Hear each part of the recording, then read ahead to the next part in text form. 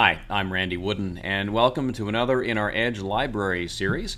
We're talking about military and transitions and such. This time we'll talk a little bit about a common structure that you'll face in many interviews as you look to make that transition into the civilian world.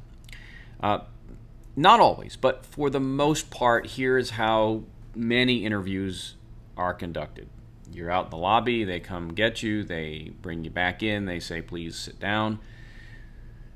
You both sit down, the employer says, so tell me about yourself, something like that. And you talk for a little bit, and they say, well, that's great, thanks for coming.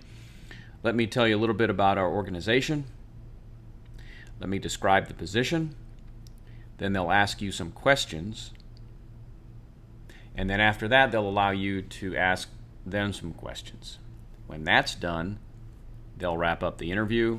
They'll let you know, hopefully, what the next step is, and out the door you go. And while that's a very common structure, it's really not to your benefit. But you're on their turf, and so sometimes it's a little difficult to alter that a whole lot. Reason I say it doesn't really benefit you a whole lot, a couple things. The main thing is that you know you need to ask good questions.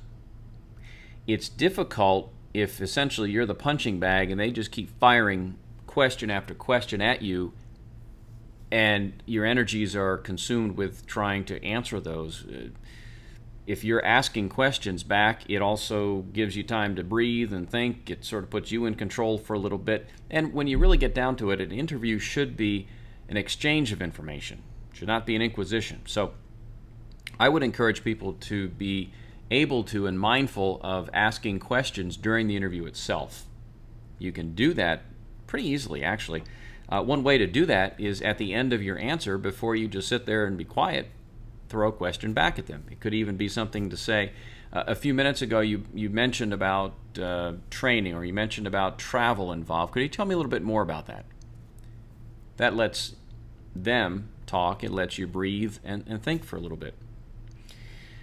So that's the primary reason it really doesn't benefit you. Another reason that it really doesn't benefit you a whole lot, and people may argue differently on this, is that it's so structured that it almost feels robotic for the employer. For you, on the receiving end of this stuff, it can be a tough challenge.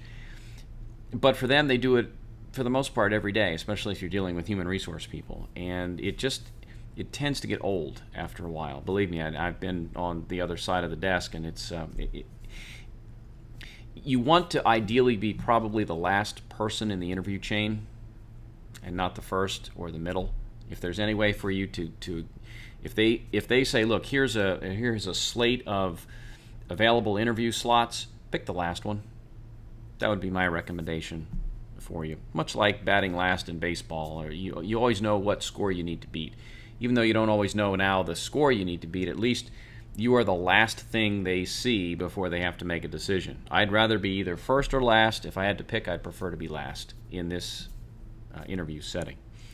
So opening, middle, and close of the interview, we're going to go into some detail about how to handle some of these questions.